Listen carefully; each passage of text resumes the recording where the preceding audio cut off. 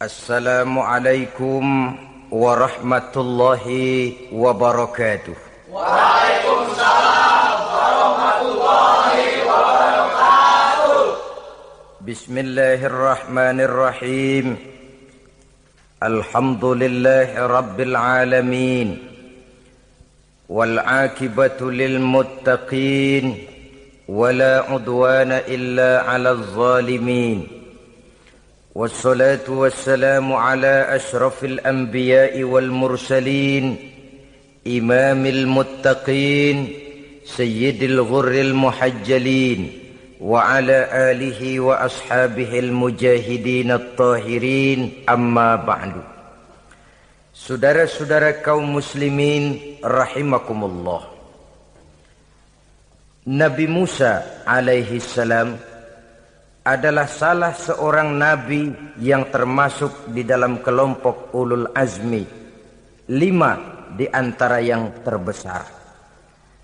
Beliau mendapat gelar kalimullah, artinya rasul yang pernah diajak dialog langsung oleh Allah subhanahu wa ta'ala. Seperti yang kita maklum bahwa di zaman Nabi Yusuf alaihi salam, beliau membawa serta seluruh keluarganya untuk tinggal di Mesir. Maka berkembang biaklah keturunan Bani Israel di tanah Mesir. Sampai di zaman pemerintahan Ramses II yang merasa khawatir dengan semakin banyaknya keturunan Bani Israel di Mesir akan menghancurkan kekuasaan daripada kerajaannya. Ramses II inilah yang kita kenal sebagai Fir'aun di zaman Nabi Musa alaihi salam. Maka terjadilah kemudian kebijaksanaan yang tidak bijaksana. Orang-orang tua dari Bani Israel dikerjakan secara paksa, membangun bangunan-bangunan mercusuar. Kemudian bayi-bayi dari Bani Israel dibunuh.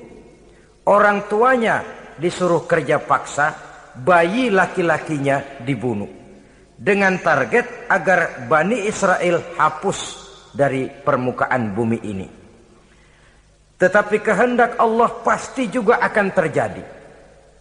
Maka lahirlah Nabi Musa alaihi salam, yang kelahirannya disembunyikan oleh orang tuanya dari pengetahuan umum. Namun bagaimanapun disembunyikan, kekhawatiran itu datang juga di hati ibu Nabi Musa alaihi salam. Allah kemudian memberikan ilham kepada ibu daripada Nabi Musa.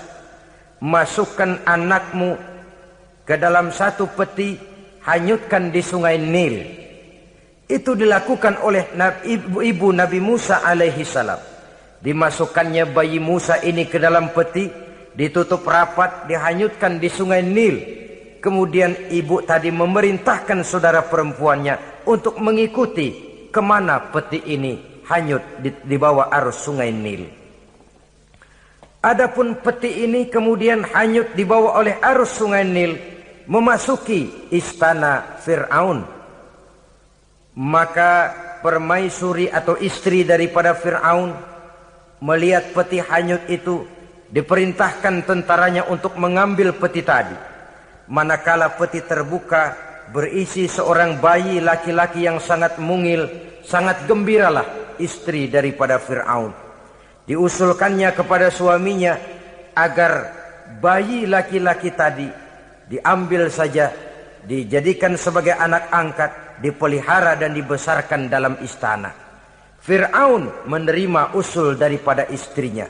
Maka sejak saat itu dijaga, dipelihara dan dibesarkanlah Nabi Musa alaihi salam di lingkungan istana Fir'aun laknatullah alaihi. Begitulah ia memasuki masa remajanya, tumbuh sebagai anak angkat daripada Fir'aun dengan segala fasilitas yang serba cukup di dalam istana Fir'aun. Sampai pada masanya di mana ia kemudian menyadari bahwa ia sebenarnya bukan dari keturunan orang-orang Mesir, tapi berasal dari keturunan Bani Israel. Sehingga satu hari ketika ia keluar dari istana, ia bertemu dengan orang yang sedang bertengkar Satu dari keturunan Bani Israel, satu lagi dari orang Mesir. Musa membantu orang Israel ini melerai perkelahian, tapi kemudian Nabi Musa memukul orang Mesir tadi, dan memang hebat, sekali pukul mati.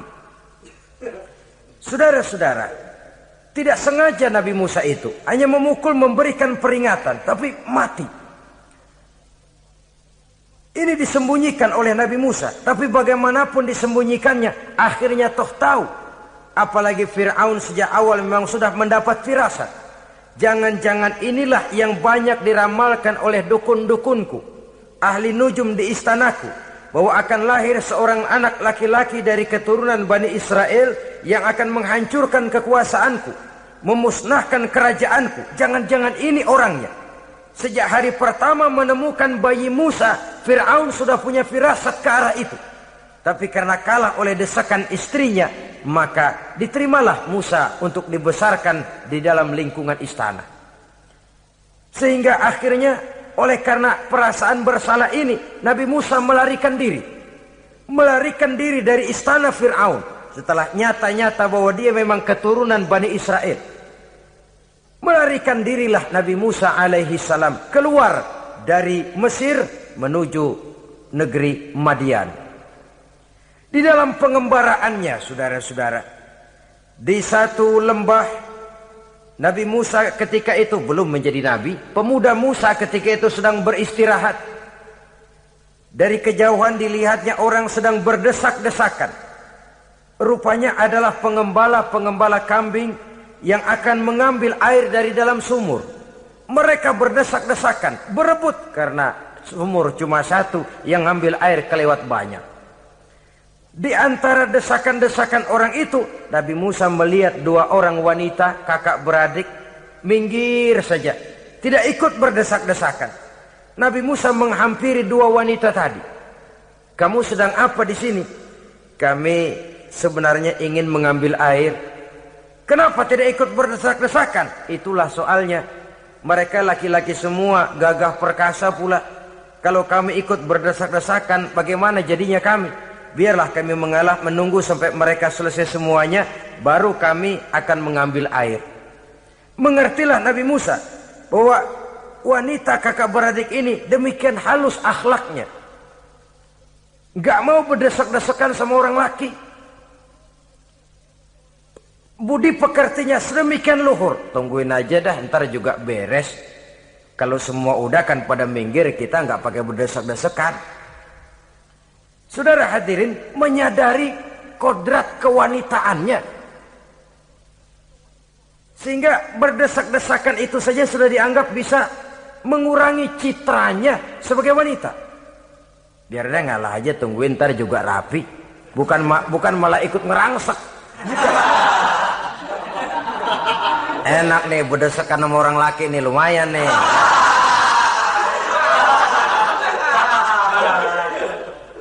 Sepintas itu saja sudah cukup bagi Nabi Musa, pemuda Musa, untuk menilai akhlak daripada wanita itu tadi. Oh, kalau kamu nunggu begini aja lama, kata Nabi Musa. Sudah, sini saya tolongin. Diambil embernya, Nabi Musa ikut berdesakan. Karena Nabi Musa memang kuat badannya. Gak lama sudah dapat air. Sodorkan ke sana. Si wanita segera tahu bahwa pemuda ini begitu baik budi pekertinya, mau menolong orang yang dalam kesusahan. Akhirnya, bagaimana kalau kamu ikut saja ke rumah saya? Bapak saya sudah tua, senang hatinya kalau kamu ikut ke rumah, kenalan sama bapak saya. Ayolah, ayolah, berangkatlah. Dalam perjalanan, si wanita ini berjalan duluan, Nabi Musa di belakang. Kemudian Nabi Musa bilang, sebentar, saya duluan, kamu belakangan. Kenapa rupanya? Angin nakal bertiup menghembus pakaian si wanita, sehingga memberikan gambaran yang agak jelas tentang warna, bentuk, postur badan si wanita itu tadi. Sekarang Musa yang menunjukkan budi pekerti yang luhur. Gak mentang-mentang ditiup angin, nah mumpung nih.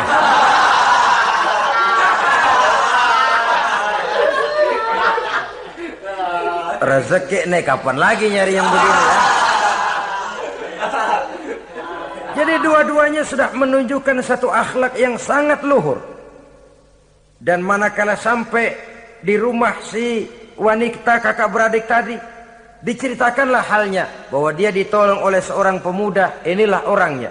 Sangat bersukacitalah hati orang tua kedua wanita itu tadi. Lalu usul si wanita tadi, Pak, kita kan di sini banyak punya kambing, nggak ada yang bantuin gembala. Bapak sudah tua. Kalau ini orang kita minta tinggal di sini saja, gimana Pak? Ya terserah kamulah. Akhirnya Nabi Musa tinggal di sana. Menurut satu riwayat 8 tahun ikut mengembalakan kambing. Dan orang tua tadi tidak lain adalah Nabi Syuaib alaihi salam, yang pada akhirnya kemudian Nabi Musa dikawinkan dengan wanita itu tadi.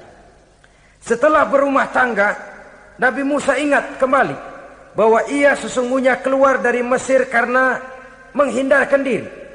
Bahwa kaumnya Bani Israel hidup di Mesir itu tertindas di bawah rezim kekuasaan Fir'aun yang zalim. Dikerjakan secara paksa, wanita dipermalukan, bayi-bayi laki-laki dibunuh. Tergerak hatinya. Dia sudah enak, punya mertua bijaksana, punya istri cantik, hidup tenang sebagai pengembala kambing. Tapi nurani kebangsaannya berontak. Saya tidak boleh bersenang-senang sementara bangsa saya ditindas. Saya tidak boleh menari di atas bangkai saudara saya. Saya tidak boleh tersenyum di atas penderitaan saudara-saudara saya. Saudara-saudara saya Bani Israel merintih di bawah penindasan Fir'aun. Saya harus membebaskan mereka. Diceritakanlah hal ini kepada mertuanya. Wah, ya kalau pakai bahasa mertua, saya mau kembali ke Mesir. Untuk apa Musa? Untuk menyelamatkan saudara-saudara saya Bani Israel yang masih dalam cengkraman kezaliman rezim Fir'aun. Saya harus membebaskan mereka. Ya kalau memang itu tekadmu nak, berangkatlah. Bapak mengiringimu dengan doa. Berangkatlah Nabi Musa bersama istrinya. Sampai ketika beliau sedang istirahat di satu lembah, dari kejauhan beliau melihat ada api menyala. Beliau berkata kepada istrinya, kau tunggu di sini. Tidak lama saya akan kembali. Saya akan menghampiri api itu. Berangkat Nabi Musa ke arah api menyala tadi. Makin didekati makin terang sinarnya. Sampai kemudian terdengar suara, ya Musa, inni ana rabbuka fakhla' na'laik. Innaka bilwadil muqaddasi tuwa wa ana akhtartuka fastami' lima yuha. Wahai Musa, akulah Tuhanmu. Bukalah terompahmu. Sesungguhnya engkau berada di satu lembah yang disucikan bernama Lembah Tua. Aku telah memilihmu Musa, dan sekarang dengarlah apa yang diwahyukan kepadamu. Pada saat itulah turun wahyu pertama, dan resmilah sudah Nabi Musa diangkat menjadi Rasul oleh Allah Subhanahu wa ta'ala. Di satu lembah di Bukit Tursina. Apa wahyu yang pertama turun? Bunyinya, innani anallah la ilaha illa ana fa'budni. Sesungguhnya aku inilah adalah benar-benar Tuhanmu. Tidak ada Allah selain daripada aku. Maka hendaklah engkau hanya beribadah menyembah kepadaku. Ini umum saudara. Semua Rasul yang diutus Allah, inilah ajaran prinsipnya. Anallah la ilaha illa ana. Akulah Allah Tuhanmu. Tidak ada Tuhan lain selain Allah. Semua Rasul membawa ajaran ini. Oleh sebab itu, bukan hanya sekadar percaya kepada Tuhan saja yang penting. Sudahlah, pokoknya kan percaya kepada Tuhan. Iya, Tuhan yang mana?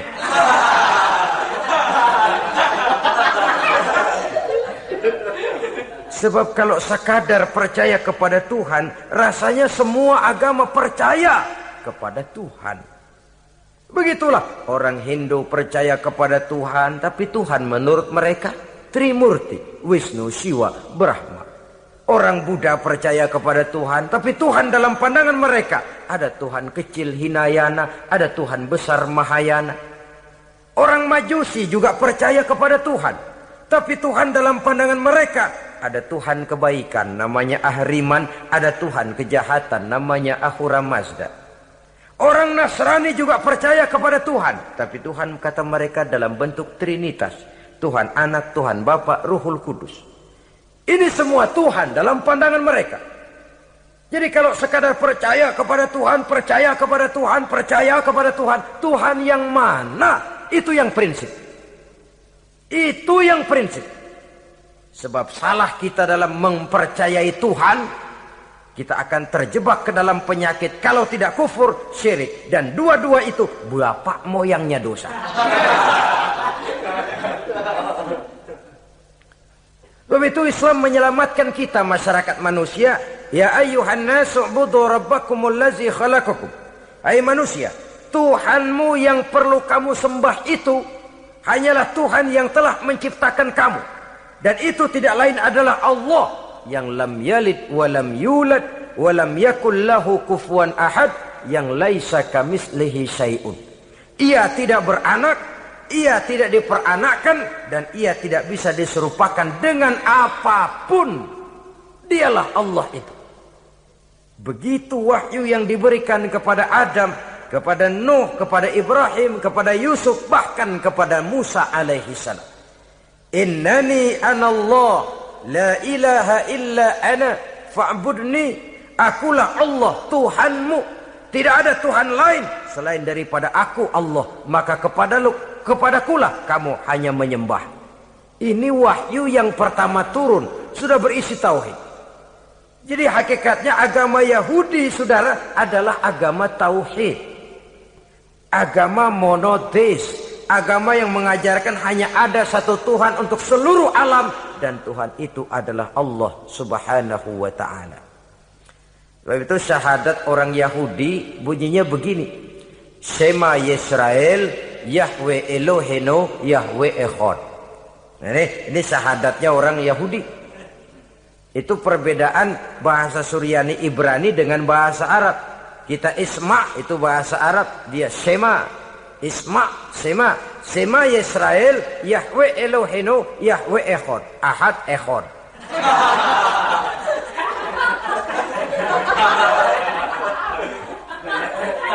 Maksudnya jelas. Shema Yisrael, Yahweh Elohenu, Yahweh Echad. Dengarlah hai Israel, Tuhan kita ialah Tuhan yang Esa.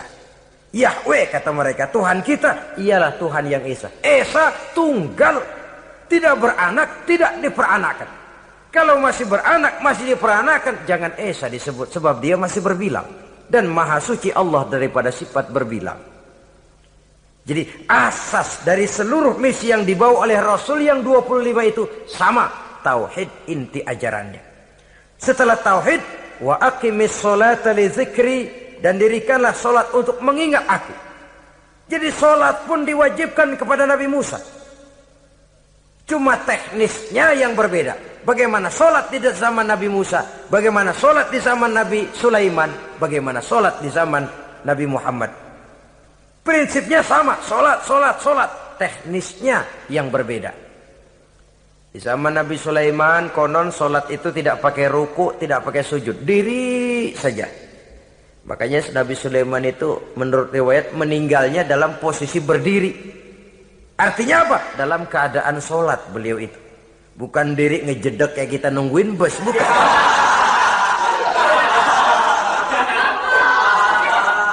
Berdiri dalam kondisi solat. Tapi yang jelas solat itu setiap Nabi. Hanya teknisnya saja yang berbeda. Jadi ini sudah akidah dan syariat. Akulah Allah Tuhanmu, tidak ada Tuhan lain selain aku. Ini kan akidah. Yang kedua, wa aqimis sholata li dzikri, syariat. Dirikan solat untuk mengingat aku.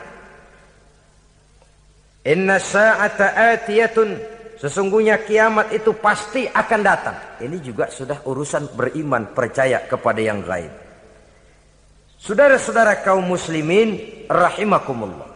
Setelah mendapat wahyu ini, turunlah perintah Allah kepada Nabi Musa. Apa kata Allah? Izhab ila fir'auna innahu tagha. Sekarang Musa, berangkatlah kamu menuju Fir'aun. Ia telah melampaui batas. Berangkatlah kamu ke sana Musa, hadapi Fir'aun, sampaikan dakwah ini, ia telah melampaui batas. Innahu tagha, ia telah berlebih-lebihan. Nah, saudara-saudara, jadi dua fungsi sudah.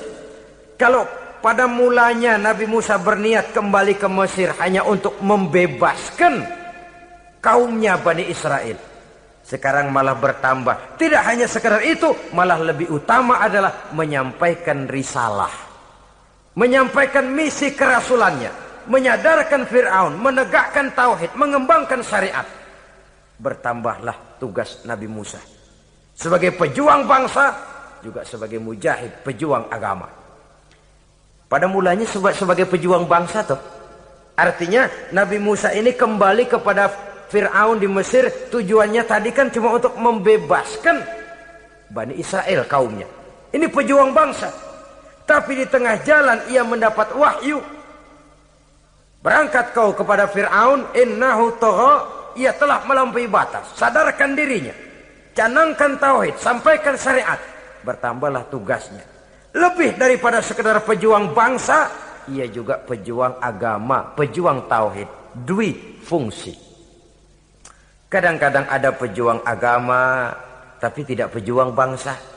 Kadang-kadang ada pejuang bangsa tapi tidak pejuang agama.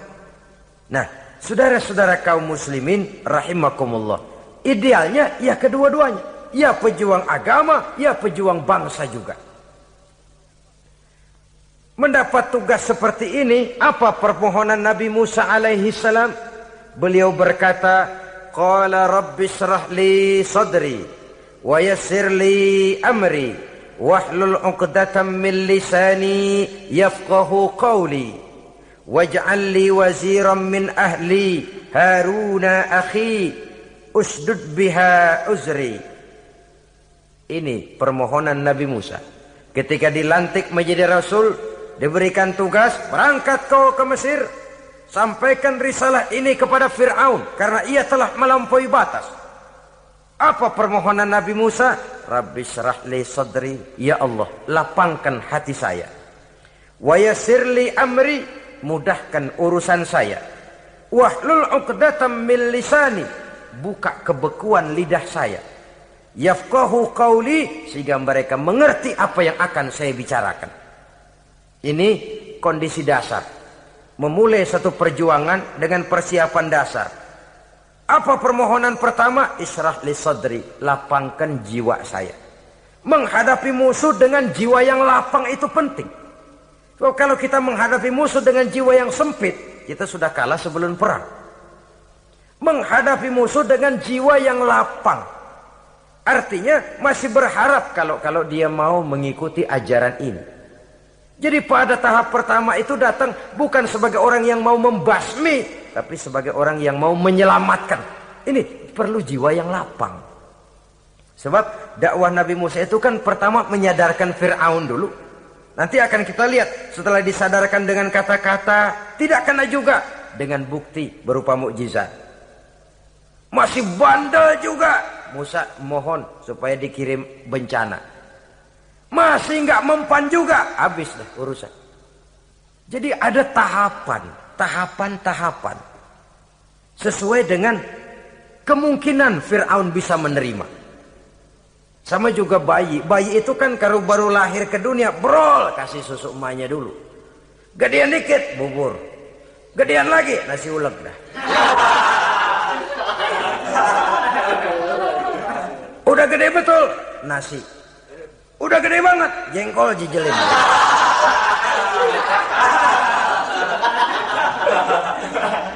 Jadi ada semacam tahapan. Kalau begitu lahir dikasih jengkol kan habis. Peringatan dulu. Setelah peringatan, bukti berupa mukjizat. Dihadapkan dengan sihir, menang mukjizat. Masih tidak mempan juga, teguran, dikirimkan azab, dikirimkan bencana. Masih tidak mempan juga, sudah ditenggelamkan oleh Allah di Lautan Merah. Itu akan kita ceritakan kemudian nanti. Jadi apa yang diminta oleh Nabi Musa, ya Allah, lapangkan hati saya menghadapi Fir'aun ini. Fir'aun CS, Fir'aun, Haman, dan lain-lain. Dan jangan lupa Fir'aun itu cuma ya hakikat, tapi juga simbol. Hakikatnya memang ada yang namanya Fir'aun itu. Simbol karena Fir'aun selalu berkembang. Di setiap zaman, di setiap tempat, Fir'aun selalu ada. Cuma liciknya Fir'aun ini kemana dia pindah, ke situ dia ganti nama. Orang sering lupa, padahal isinya Fir'aun. Namanya bisa Hitler, namanya bisa Mussolini, namanya bisa Stalin, tapi isinya Fir'aun. Kemana dia tinggal, di situ dia ganti nama. Simbol dari kekuasaan yang terlepas dari kontrol iman. Simbol dari kekuasaan yang menyebabkan orang lupa diri dan lupa daratan. Dan sebenarnya mah Fir'aun mulanya cuman raja tuh. Raja doangan dia. Cuman kelamaan jadi raja, kagak mau turun-turun. Akhirnya dia menganggap tidak ada yang lebih tinggi daripadanya. Apalagi ketika Nabi Musa datang mengajarkan ada Tuhan lain, yaitu ada Tuhan yang sebenarnya, yaitu Allah. Lah Fir'aun sampai kepada puncak kekurang ajarannya, memproklamirkan diri sebagai Tuhan. Ana rabbukumul a'la. Bukan karena kebodohannya sebenarnya, tapi karena gengsi kekuasaannya. Nah ini, gengsi kekuasaan ini sering menyebabkan orang overacting. Fir'aun bukan bodoh, bukan. Fir'aun bukan tidak tahu kalau Musa itu benar, tahu. Fir'aun bukan tidak ngerti kalau itu mukjizat, sihir kalah, tahu. Tapi gengsi kekuasaan. Gua kan raja, masa di depan rakyat tunduk sama Musa? Gengsi dong.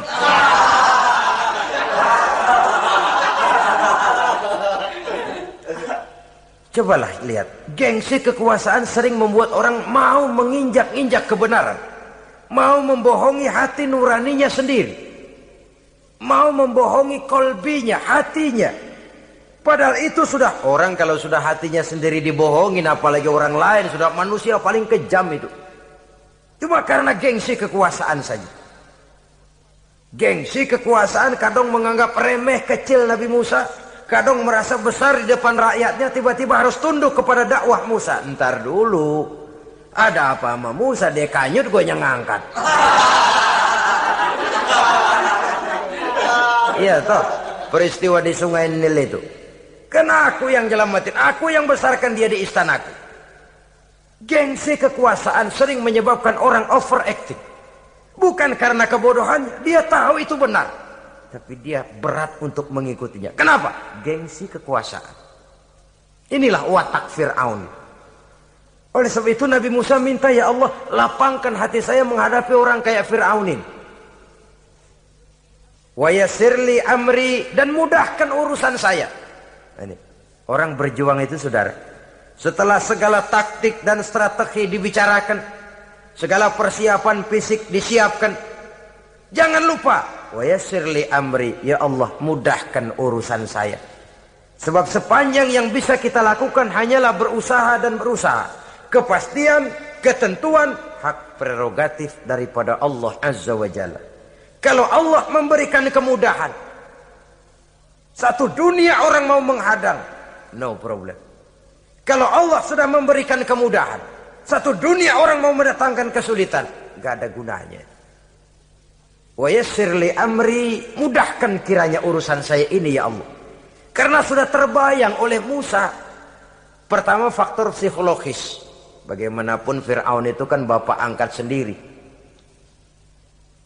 Ya orang kalau nasihatin orang lain barangkali nggak terlalu jadi beban moral. Tapi kalau sudah menasehati orang yang pernah mengasuh dan membesarkan dia, itu kan beban moral. Sulit posisi ini. Apalagi kekuasaan mutlak berada di tangannya, tentaranya gagah perkasa. Wa yassir li amri, mudahkanlah urusan saya ya Allah. Lapangkan hati, mudahkan urusan. Saudara-saudara kaum muslimin rahimakumullah. Permohonan yang ketiga dari Nabi Musa, setelah minta dilapangkan hati dan dimudahkan urusan, wahlul 'uqdatam min lisani, bukalah kebekuan lidahku. Satu riwayat menjelaskan bahwa Nabi Musa memang agak gagap kalau bicara. Riwayat lain menjelaskan bahwa beliau agak sedikit cadel. Tapi yang jelas, minta agar dibukakan kebekuan lidah. Ini mengandung satu pelajaran, bahwa cara menyampaikan sesuatu akan sangat menentukan sesuatu itu sendiri. Sesuatu yang baik, kalau salah cara kita mengucapkannya, salah cara kita menyampaikannya, jadi tidak baik kesan orang. Ini soal ucapan. Soal hati itu Allah saja yang tahu. Tapi kan orang sebelum tahu hati ini, omongan yang didengar, tingkah laku yang dilihat. Maka ini yang diminta oleh Nabi Musa alaihissalam. Misi risalah ini berat. Menyampaikan pesan ilahi ini tidak ringan. Kalau salah saja ngomong, akan timbul kesalah pengertian. Oleh sebab itu, wahlul 'uqdatam min lisani, bukalah kebekuan lidah saya ini, supaya lancar bicara untuk menyampaikan yang hak, menghancurkan yang batil. Cara kita menyuguhkan sesuatu sangat menentukan sesuatu itu sendiri. Saudara datang ke rumah saya, yang saya suguhkan cuma segelas teh pahit dan singkong goreng, tapi kalau dengan kata-kata yang menyentuh, enak didengar telinga, nggak berasa tuh singkong goreng. Sebaliknya yang disuguhkan makanan mahal, mewah, lezat, caranya kasar, omongannya nggak enak didengar. Makan dah sikat abisin deh, gue tau lu lapar, abisin deh.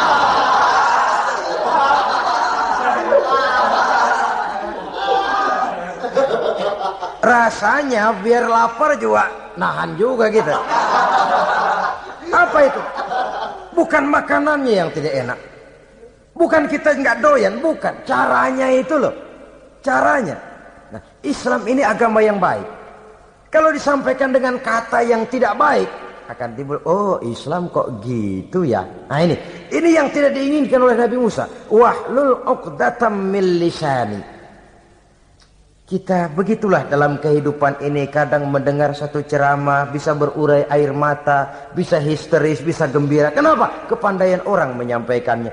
Bicara dia 2-3 jam, rasanya baru 5 menit. Baru sebentar kok, tahu-tahu sudah selesai. Ada yang udah setengah jam, baru seperempat jam ngomong, udah rasanya udah kayak 3 jam.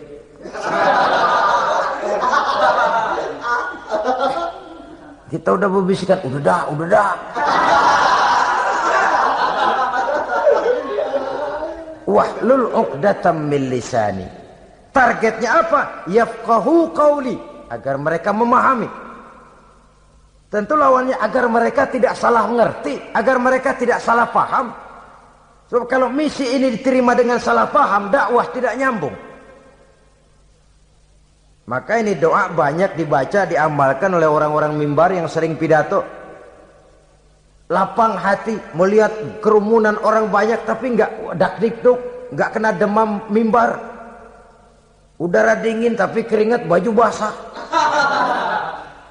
Saudara hadirin yang saya hormati, lalu permohonan yang selanjutnya daripada Nabi Musa alaihissalam, waj'al li waziran min ahli, dan jadikanlah bagiku seorang pembantu dari keluargaku. Siapa? Harun akhi, dia tidak lain adalah saudaraku Harun. Usdud biha uzri, akan saya limpahkan kepadanya segala beban-beban yang saya derita. Artinya orang berjuang perlu teman, nggak bisa sendirian. Nggak, bagaimanapun hebatnya kita tetap memerlukan bantuan daripada orang lain. Sendiri memang lebih baik daripada berteman orang jahat. Tapi berdua lebih baik daripada sendiri. Bertiga lebih baik daripada berdua. Makin banyak, makin baik. Untuk satu persoalan yang besar, memerlukan kebersamaan. Begitulah Nabi Musa memberikan contoh. Saya tidak bisa berjuang sendiri. Saya minta dibantu oleh saudara saya Harun. Jadikan dia pembantu saya. Tempat saya membagi suka dan duka dalam perjuangan ini. Tempat saya bercerita, tempat saya mengeluh, tempat saya melarikan persoalan. Sebab beban hati itu akan berkurang kalau kita ada tempat kita bercerita. Nah, saudara-saudara, berangkatlah Nabi Musa ke Mesir. Kemudian mulai menyampaikan dakwahnya kepada Fir'aun, laknatullah alaih. Fir'aun mendengar Musa datang kembali. Kemudian terjadilah forum dakwah itu. Apa kata Fir'aun? Musa, kamu kemana saja? Saya pergi ke Madian. Apa yang kamu lakukan? Begini, begitu. Kamu melarikan diri? Pada mulanya iya. Dan sekarang apa maksud kamu datang kembali ke Mesir? Semula saya ingin membebaskan kaum saya Bani Israel. Lalu saya kemudian menerima wahyu dari Allah. Ditugaskan, diperintahkan langsung oleh Allah Sang Maha Komandan untuk datang menemui Tuhan, menyadarkan Tuhan dari kesesatan selama ini. Siapa Allah itu Musa? Allah adalah Tuhan saya dan Tuhan juga dan Tuhan seluruh alam ini. Baru nih Musa. Saya baru dengar nih. Ada yang begini nih. Tuhanlah pakai nggak kelihatan. Tuhanlah cuma satu. Yang Tuhannya banyak aja masih kelaparan.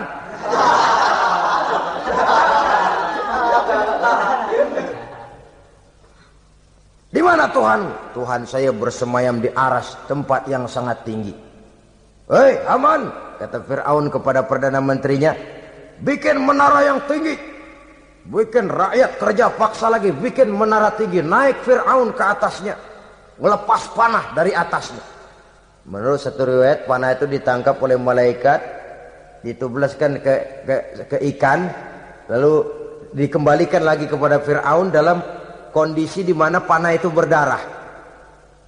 Dia tangkap lagi oleh Fir'aun, turun ke bawah, pidato di depan rakyatnya.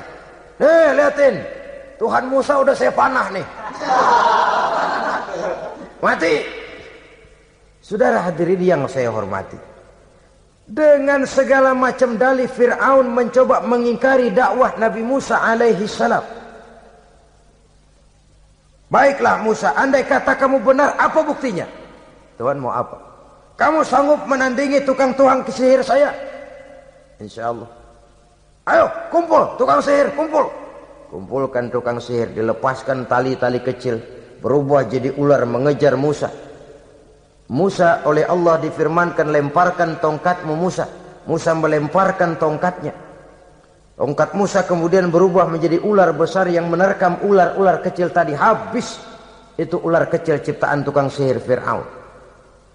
Begitu hebat mukjizat yang diberikan Nabi Musa, dan Fir'aun tahu itu mukjizat, tapi dia ingkar juga, tidak mau beriman. Sudah nyata bukti, sudah jelas saksi, dia tetap ingkar. Akhirnya Nabi Musa berdoa memohon kepada Allah, Rabbana innaka ataita fir'auna wa mala'ahu zinatan wa amwalan fil hayatid dunya. Wahai Allah, sungguh engkau telah memberikan kepada Fir'aun dan para pembesarnya zinatan, segala macam perhiasan, wa amwalan, dan segala macam harta benda, fil hayatid dunya, di dalam kehidupan dunia ini. Rabbana liyudillu an sabilik, semuanya hanya menyebabkan mereka jadi sesat dari jalanmu. Rabbana tmis ala amwalihim, ya Allah binasakanlah mereka di dalam hartanya. Wasdud ala qulubihim, tutuplah pintu hatinya. Fala yu'minu hatta yarawul azabal alim, mereka tidak akan beriman sampai mereka melihat azab yang sangat pedih. Sudah dibuktikan dakwah baik-baik tidak mempan, bukti berupa mukjizat tidak kena, sampai dikirimkan teguran berupa berbagai macam bencana masih tidak juga beriman. Akhirnya Nabi Musa memutuskan, kalau begitu menyelamatkan kaum dululah. Kaumnya Bani Israel dibebaskan dari perbudakan, dibawa oleh Musa keluar dari Fir'aun, dari Mesir, dikejar oleh Fir'aun. Dalam pengejaran ini sampailah Nabi Musa di tepian Laut Merah. Buntu, depan laut, belakang tentara Fir'aun. Maju kecebur, mundur kepergok musuh, nggak ada pilihan lain. Dalam kondisi seperti ini, Allah Subhanahu wa ta'ala berfirman kepada Musa, lemparkan tongkatmu ke laut, hai Musa. Musa melemparkan tongkatnya ke laut. Terjadilah mukjizat. Laut terbelah, jalan muncul ke permukaan laut. Lewat Musa di jalan itu, Fir'aun terus mengejar. Ketika Musa sampai di tepian sebelah sana, Fir'aun masih di tengah jalan. Laut menutup kembali, hilang itu jalanan. Fir'aun dan seluruh tentaranya tenggelam di Lautan Merah, mati. Pada saat kondisi seperti itulah Fir'aun dalam keadaan menghadapi sakaratul maut, napas cengap-cengap, hampir putus di leher, berkata dia, amantu bi Rabbi Musa wa Harun. Kalau begini mah saya juga percaya dah sama Tuhan. Percaya dah sama Tuhannya Musa dan Tuhannya Harun. Kata malaikat maut, kemarin kemana mas?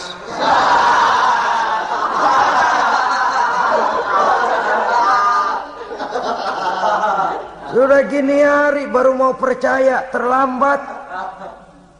Terlambat. Akhirnya Fir'aun mati. Mati, tapi badannya utuh. Allah berjanji, wa kadzalika nunajjika bi badanika litakuna liman khalfaka ayah. Kami selamatkan badanmu Fir'aun agar menjadi pelajaran bagi orang-orang sesudah kamu nanti. Fir'aun mati, tapi badannya selamat terdampar di tepi pantai oleh rakyat Mesir. Wah, ini raja kita nih, raja kita, ketemu, hidup, mati.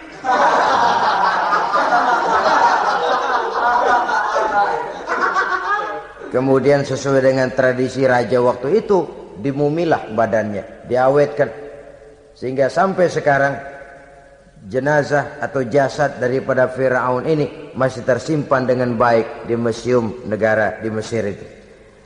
Saudara-saudara kaum muslimin rahimakumullah. Jadi satu hal yang bisa kita ambil pelajaran daripada riwayat perjalanan dakwah Nabi Musa ini, bahwa dakwah menyampaikan risalah memang bukan jalan lurus dan licin bertabur bunga di kanan kirinya. Dakwah menyampaikan pesan agama, jalannya berliku, berbelok, menanjak, menurun, banyak onak dan duri di sekelilingnya. Yang paling makan hati adalah apabila sudah berdakwah kepada penguasa yang zalim, seperti halnya Fir'aun ini.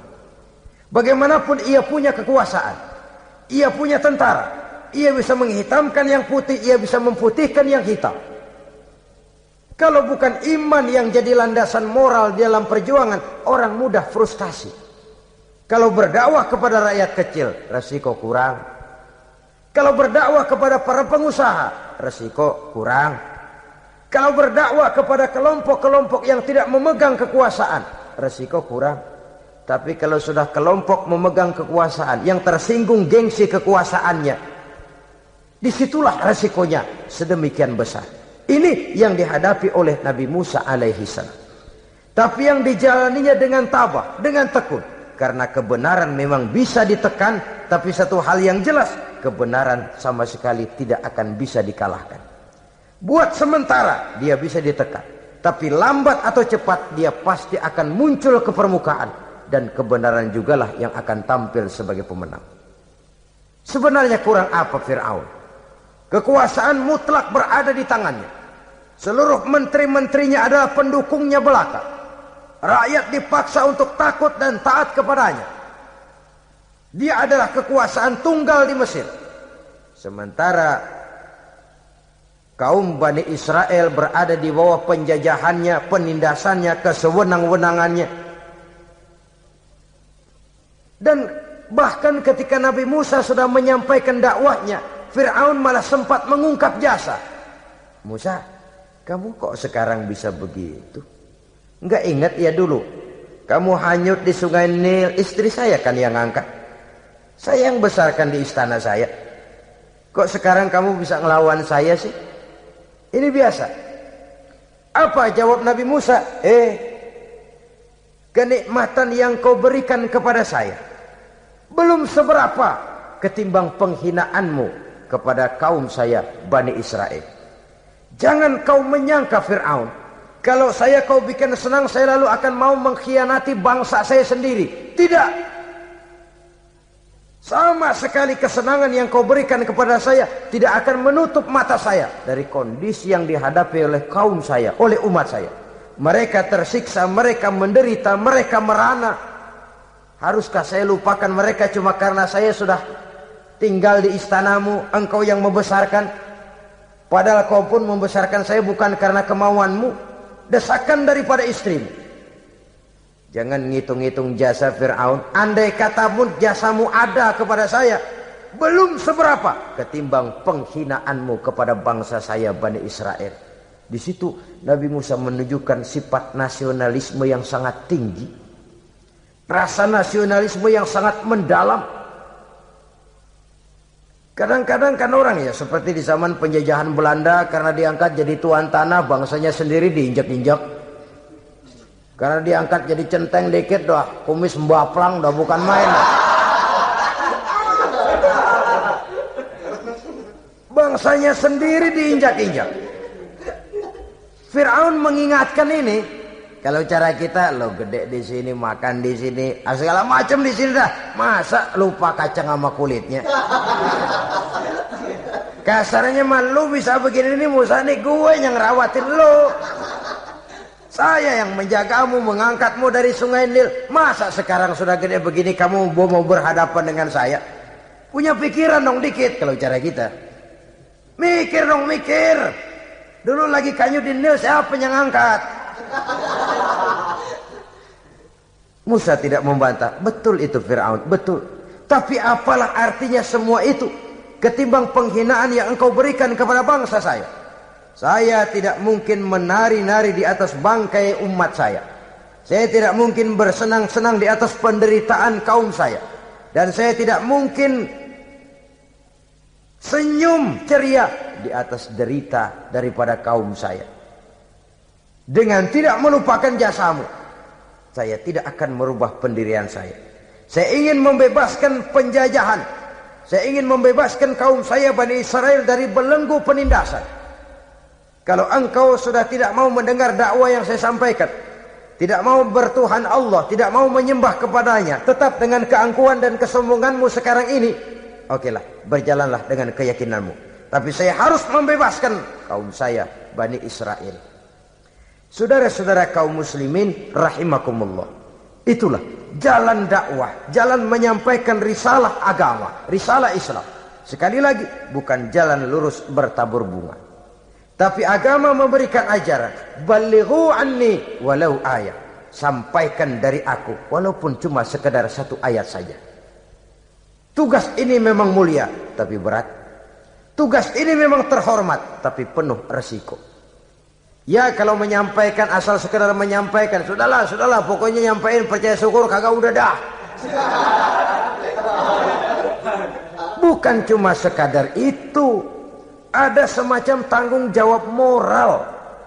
Maka kondisi dasar yang dilakukan oleh Nabi Musa, permohonan yang tadi itu, ya Allah lapangkan hati saya. Jalan ini penuh onak dan duri, berliku, menanjak, menurun. Banyak halangan, tentangan, rintangan, dan fitnahan. Kemudian mudahkan urusan saya. Menentang kekuasaan Fir'aun bukan perkara ringan. Bukan urusan main-main. Menentang raja yang sedang berkuasa. Kekuasaannya mutlak, otoriter pula. Diktator murni Fir'aun itu. Mudahkan urusan saya menghadapi jalan ini ya Allah. Karena tidak mungkin menurut otak. Mana bisa kata kebiasaan, impossible kata rasio. Kalau Allah mau memudahkan, semua jalan akan terbuka dengan mudah. Tapi kalau Allah yang mempersulit, bagaimanapun matangnya perhitungan strategi, taktik, rencana, program, planning, kalau Allah mempersulit, jalan itu akan jadi buntu jadinya. Oleh sebab itu maka persiapan zahir harus diimbangi dengan persiapan batin. Untuk menegakkan sesuatu yang hak, menghancurkan sesuatu yang batil, sebagaimana yang dilakukan oleh Nabi Musa alaihi salam ini. Dan segala macam tantangan dihadapi oleh Nabi Musa. Kau menyampaikan risalah bahwa engkau Rasul? Ya. Kau punya bukti? Siap. Apa buktimu? Ini, tongkat dilempar jadi ular, tangannya dimasukkan ke saku baju, lalu dikeluarkan bersinar gemerlapan, lebih sinar dari lampu merkuri. Sampai Fir'aun silau dibuatnya bersesudah, Musa sudah, masukkan tanganmu lagi, masukkan tanganmu lagi. Dia tahu, dia sadar itu bukan sihir. Tapi lagi-lagi, gengsi kekuasaannya. Sehingga pantas kalau Nabi pernah bersabda, Afdalul jihad kalimatu haqqin inda imamin jair. Jihad yang paling besar adalah mengucapkan kebenaran di depan penguasa yang zalim. menyampaikan kebenaran di hadapan penguasa yang zalim. Tapi kan berat, saudara, sulit, apalagi kalau belum apa-apa udah ngeri. Udah jangan dah.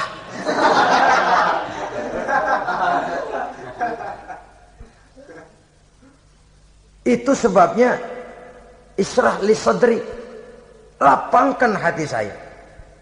Saya tidak punya kepentingan apa-apa kecuali menyampaikan kebenaran. Kalau sudah ada kepentingan pribadi, itu yang sering jadi handicap. Itu yang sering jadi jurang pemisah antara kita dengan orang yang akan kita sampaikan kebenaran tadi.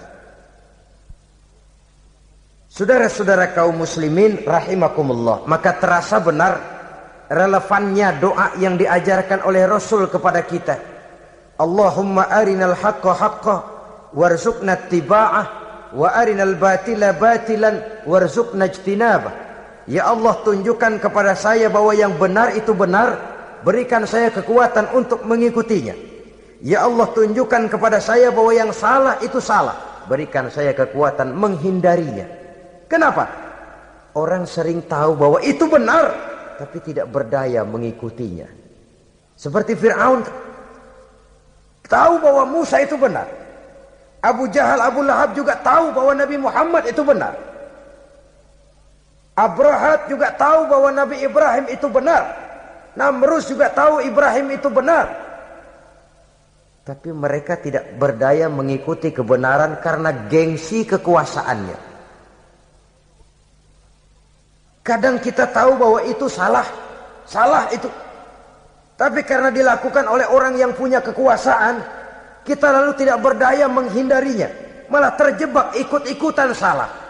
Lalu menghibur-hibur diri. Sudahlah, tak ada gading yang tak retak.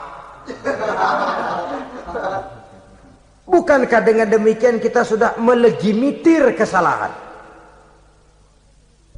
Tahu bahwa itu benar dan mampu mengikutinya, itu nikmat.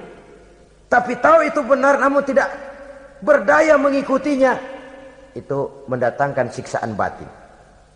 Tahu itu salah dan mampu menegur, itu nikmat. Tahu bahwa itu salah tapi larut ikut salah, nimbrung dalam kesalahan, itu mendatangkan tekanan batin. Jadi tahu kebenaran itu penting, tapi terketuk hati mengikuti kebenaran itu jauh lebih penting. Semua kita tahu Islam itu benar, tapi semua yang tahu Islam itu benar maukah mengikuti ajaran Islam? Tidak. Semua orang tahu kalau judi itu batil. Hatta penjudi yang paling kakap pun mesti tahu kalau itu batil, itu tidak baik.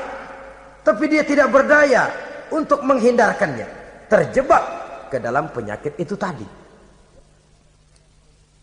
Oleh sebab itu, saudara-saudara kaum muslimin yang saya cintai, tidak ada satu ucapan yang lebih baik. Dalam istilah Quran itu Allah menjelaskan, "Wa man ahsanu qawlan mimman da'a ila Allah wa 'amila salihan wa qala innani minal muslimin." Ucapan siapakah yang lebih baik dalam hidup ini selain daripada mimman da'a ila Allah, selain daripada ucapan orang-orang yang menyeru ke jalan Allah, orang-orang yang menyadarkan kepada agama, ini jalan Allah, mari ikuti, itu jalan setan, mari tinggalkan. Wa amila salihan, tidak cukup sekedar berdakwah mengajak orang ke jalan Allah, dia juga beramal soleh. Dia bangun rumah sakit, dia bangun madrasah, dia bangun masjid, dia makmurkan majelis taklim, dia santuni yatim piatu. Wa qala innani minal muslimin, seraya berkata, saya termasuk orang yang berserah diri kepada Allah. Da'a ila Allah wa amila salihan wa qala innani minal muslimin. Menyerukan manusia ke jalan Allah, beramal soleh, dakwah bil hal kata orang sekarang. Kemudian mereka pada akhirnya berkata, kami adalah sekelompok orang-orang yang sudah berserah diri kepada Allah. Segalanya diserahkan kepada Allah. Lahirlah kedamaian rohani, ketegaran pribadi, ketentraman batin di dalam dia melaksanakan tugasnya. Kalau tidak, maka nanti ya tuh orang kan gua ajak baik-baik nyuruh sembahyang, ngapa gua dimusuhin? dipikirin kurus dah. ampek gaya deh. Makan hati. Soal orang mau beriman atau tidak itu bukan urusan kita. Tugas kita hanya sekedar penyampai. Tugas Rasul hanya sekedar penyampai. Kalau dakwah sudah disampaikan, metode sudah disusun, pendekatan sudah baik, tapi orang tidak mau beriman, Allahumma inni qad ballaghtu, ya Allah sudah saya sampaikan, ya Allah sudah saya peringatkan, ya Allah sudah saya sampaikan, ya Allah sudah saya tegur. Kalau toh tetap begitu juga, sudah saya sampaikan ya Allah. Di sana kelapangan lalu tumbuh. Jadi dengan kata lain, kita hanya berusaha, hidayah adalah di tangan Allah. Oleh sebab itu, kita ini termasuk yang bersyukur telah mendapat limpahan hidayah ini. Kalau kita lihat Fir'aun CS termasuk Haman, Perdana Menterinya, dan seluruh bala tentaranya, kurang apa? Mereka lihat mukjizat. Mereka saksikan kebesaran Allah. Di dunia juga mereka sudah dikirim bencana, teguran kepada mereka, entah tidak juga beriman. Dan strategi Nabi Musa mula-mula dialog, diajak ngomong, diajak bicara, diajak mikir, tukar pikiran. Allah itu begini-begini, oh tidak bisa, iya begini begitu. Masih tidak percaya juga, dibuktikan mukjizat, tongkat jadi ular, tangan bisa mengeluarkan sinar.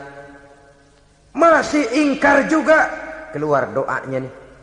Doa yang ada dalam surah Yunus ayat 88-89. Rabbana tmis ala amwalihim. Ya Allah cukup dah. Seruan sudah disampaikan, peringatan sudah diberikan, mukjizat sudah mereka lihat, tapi nggak juga mau beriman. Buresin aja harta bendanya dah. Habisin aja. Dah. Dikasih perhiasan kehidupan dunia. Innaka ataita fir'auna wa mala'ahu zinatan wa amwalan. Dikasih harta, kesenangan dunia, bikin sesat. Habisin aja dah. Wasdud ala qulubihim. Hatinya 4 dah. Udah dipatri, udah enggak mempan apa-apa. Sudahlah ya Allah. Wala yu'minu hatta yaraul azabal alim. Rasanya mereka memang enggak bakal mau beriman kalau belum melihat azab yang sangat pedih. Dan memang setelah timbul tenggelam, napas mau sekarat, baru beriman. Terlambatlah sudah. Nah, saudara-saudara kaum muslimin rahimakumullah, bagaimana akhir daripada perjalanan Nabi Musa ini, insya Allah akan kita bicarakan pada pertemuan berikutnya. Terima kasih atas perhatian saudara. Mohon maaf atas segala kekurangan. Wassalamualaikum warahmatullahi wabarakatuh.